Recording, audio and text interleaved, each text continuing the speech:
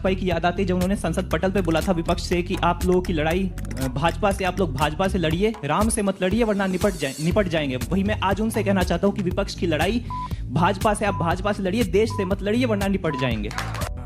ये बड़ी अच्छी बात कही आप अपना नाम बताइए।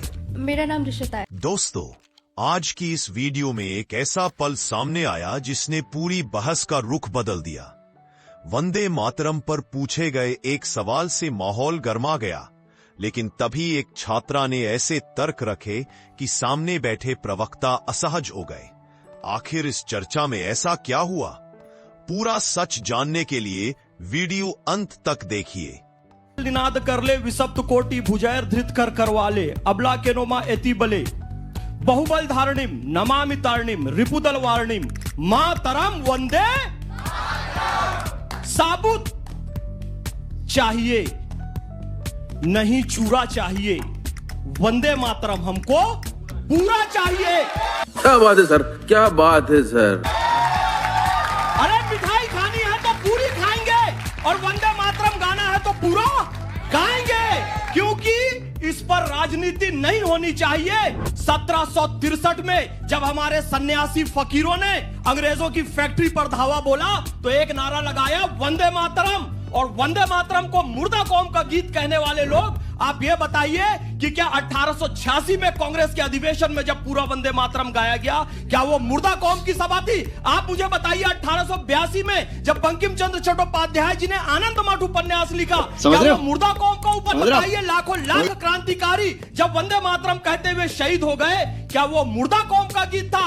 और फिर कहता हूं, जिन कट्टरपंथी लोगों ने यह कहा था कि हम वंदे मातरम नहीं गा सकते, गौ माता का सम्मान नहीं कर सकते, गंगा माता का सम्मान नहीं कर सकते, हिंदुओं के साथ नहीं रह सकते, उनको एक अलग देश दे दिया गया था। अब जितनी गंदगी करना है तुम्हें वहां करनी चाहिए था, लेकिन अफसोस इस देश में एक नेता जिनका नाम मैं मदनी नहीं कहूंगा, मेरे नबी का लकब है, आमदनी ये कहता है, वो ये कहता है कि तुम्हें हमारी इबादत पसंद नहीं, हमारे कपड़े पसंद नहीं, हमारे खान पान पसंद नहीं, तो छोड़कर कहीं और चले जाओ। यही बात कहकर जिन्ना ने पाकिस्तान लिया था, और यही बात कहकर अभी बाकी लोगों को ये जाने के लिए कह रहे हैं वंदे मातरम हमारी आन बान शान है। सही बात है, भारत की प्रतिष्ठा और प्राण है, इसलिए वंदे मातरम पर राजनीति बंद होनी चाहिए।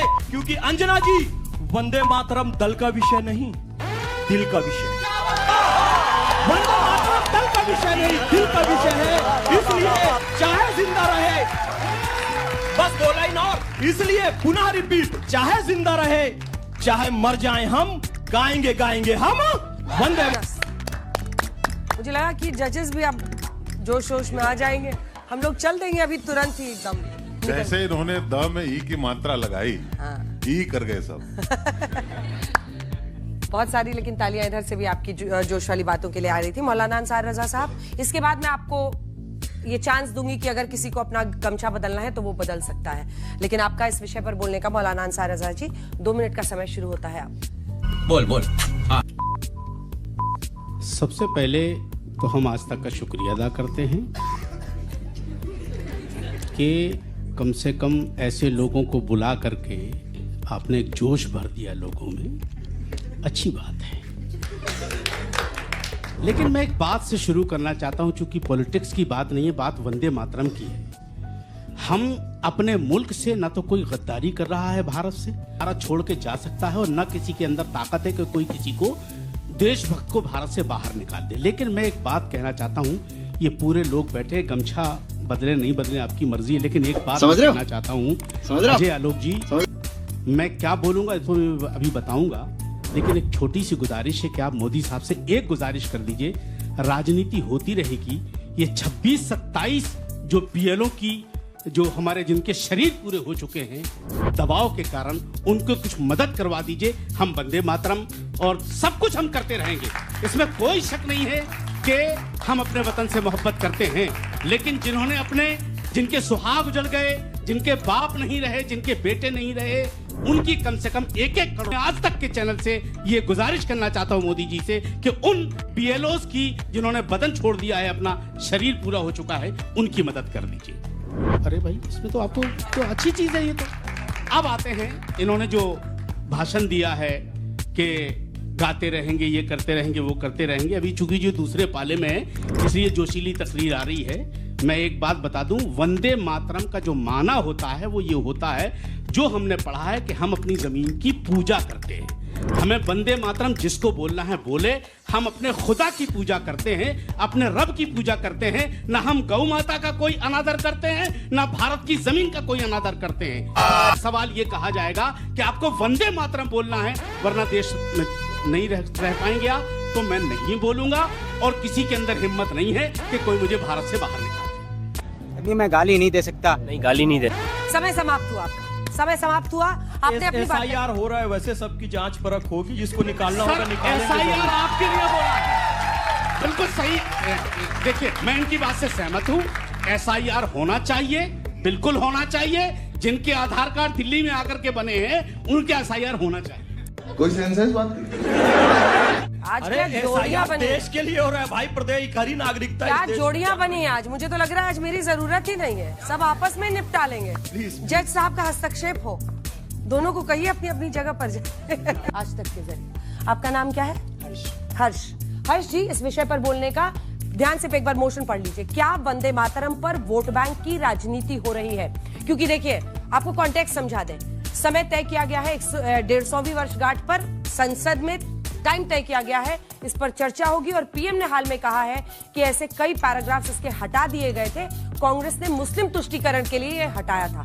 तो क्या वाकई आज इस पर चर्चा कराई जा रही है, तो ये राजनीति है या नहीं है? आपका इस विषय पर बोलने का हर्ष जी 45 सेकंड का समय शुरू होता है। आप चलो भाई।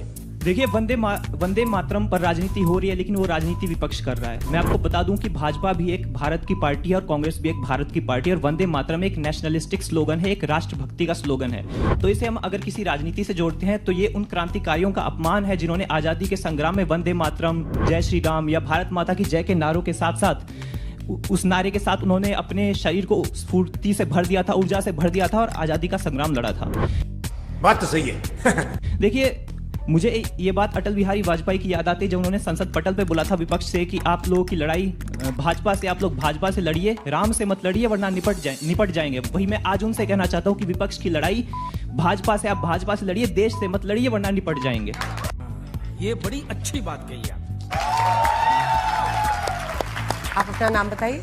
मेरा नाम ऋषिता है। ऋषिता, इस मोशन पर क्या वंदे मातरम पर वोट बैंक की राजनीति हो रही है? इस मिशन पर बोलने का आपका 45 सेकंड का समय शुरू होता है। वंदे मातरम पे जो राजनीति है वो हो रही है, ये साफ साफ दिखाई देता है, क्योंकि देश में अन्य विषय भी है। पार्लियामेंट का जो सत्र लगता है वो बहुत कम समय के लिए होता है, जिसमें हमें चाहिए कि जितने ज्यादा महत्वपूर्ण विषय है उन्हें हम ज्यादा से ज्यादा उन पे बात कर सके। वंदे मातरम पे हम बात कर सकते हैं, लेकिन कभी और भी। तो अभी हमारे लिए मेन जो मुद्दा है वो है दिल्ली का प्रदूषण। दिल्ली में इतना ज्यादा प्रदूषण फैला है, इतने जो नवजात बच्चे हैं उन सबको अलग अलग तरह की बीमारियों का सामना करना पड़ रहा है। इस पे हमें बात करनी चाहिए। हमें बात करनी चाहिए इंडिगो एयरलाइंस की, जो हाल फिलहाल में बार बार कैंसिल हो रही है, पैसेंजर्स को कितनी ज्यादा दिक्कतें हो रही है। और ये भी सही है, लेकिन जो दूसरी एयरलाइंस है वो किस तरीके से अपने प्राइसेस को बढ़ा रही है। हमारी जो मुद्रा है वो कम क्यों हो रही है? जी, समय समाप्त हुआ। जबरदस्त, बहुत अच्छा। देखिए, अच्छी बात यही है, क्या हुआ? अच्छी बात यही है कि हाँ, दोनों ने अपने अपने विषय पर महिला सशक्तिकरण मुझे अच्छा लगा ना, बहुत अच्छा। हाँ, और महिलाओं को ही सब आजकल खुश करने की भी कोशिश करते हैं, वो एक अलग लेवल की वोट बैंक। कुछ आप बोलना चाह रहे हैं? ऋषिता, ये बताएं कि तो वंदे मातरम पे अभी नहीं तो कौन सा समय सही होगा? अभी तो 150वीं वर्षगांठ है। सर, जो 150वीं वर्षगांठ की हम बात कर रहे हैं, सर वंदे मातरम जो है वो हम सबके दिल में बसता है, उस पर अलग से चर्चा करने का कोई मुद्दा नहीं बनता। लेकिन हमारे जो बात है, वो मेन जो बात है सर, वो है इन सब की। सर, हम लोग सेशन का वेट क्यों करते हैं पार्लियामेंट के, कि जो हमारे मेन जो मुद्दे हैं वो सब लाए जाएंगे और उस पर कुछ ना कुछ बनेगा, हमारा कुछ ना कुछ सोल्यूशन निकाला जाएगा। लेकिन अगर हम ये सारा समय वंदे मातरम को करने में लगा देंगे तो सर हम ठीक है, छोटा सा रिस्पॉन्स, एकदम छोटा सा रिस्पॉन्स। आज मेरे को बहुत अच्छा लगा, आलोक शर्मा जी ने वंदे मातरम की तारीफ की। काश ये बात मैं राहुल गांधी जी के मुंह से सुन लेता तो मुझे बहुत खुशी होती। वंदे मातरम कांग्रेस के पहले सबसे जो 1896 का कार्यक्रम था, वहां से लेकर आज तक वंदे मातरम कांग्रेस ने ही गाया है। आरएसएस ने कभी नहीं गाया। फिर आपने कट क्यों लेकिन किया? दुर्भाग्य ये है कि जिस तरह की इंफॉर्मेशंस परोसी जा रही, राज्यसभा में मोदी मोदी के नारे तो लग सकते हैं, लेकिन ऑर्डर लिखित में आएगा कि वंदे मातरम के नारे नहीं लगेंगे, और फिर कहेंगे साहब राजनीति नहीं हो रही है। दुर्भाग्य ये है कि जो करंट मुद्दे हैं, माँ की अंतिम बात कहना चाहूंगा, माँ की बात हो रही है। मैं फिर कह रहा हूँ 11 साल से मोदी जी पकौड़े तल रहे थे, जोड़ देते इसको। हाँ बेटा, लगता है तुम खा के ही मानोगे। क्यों नहीं जोड़ा मोदी जी ने? केवल राजनीति करने के लिए 150 साल का इंतजार कर रहे थे क्या? मुद्दों की बात करते हैं। अरे भाई, चीन अरुणाचल को मात्र शक्ति की बात कर रहे हैं। चीन अरुणाचल को हिस्सा नहीं मान रहा है। रोज का डिबेट है ये सब मुद्दे हैं, पर आज का मुद्दा ये है। चलिए तालियों के साथ दोनों नेताओं का जबरदस्त अभिनंदन। गजब। इधर से वाह, बहुत अच्छा। मतलब नेता तुम ही हो। कल